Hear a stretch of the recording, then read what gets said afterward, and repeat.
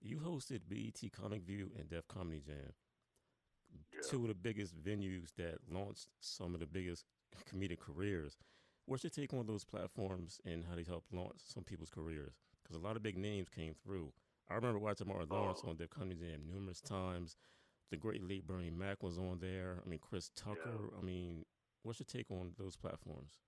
I mean, again, man, such a unique time for African American comedy at that, in the '90s.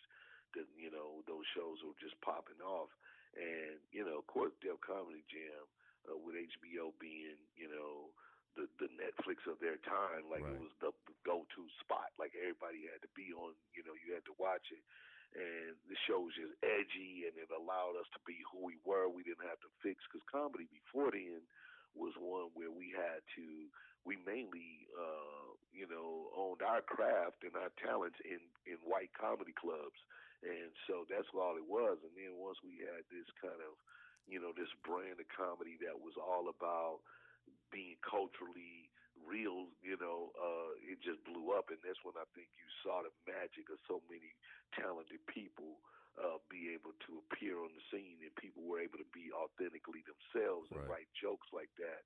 And so, it was one where I say, I came out one of the greatest classes of comedy of all time. I mean, of course, there's legends like, Richard Pryor and Eddie Murphy, and then, Damon Wayans. These Right. guys were a little bit ahead of us.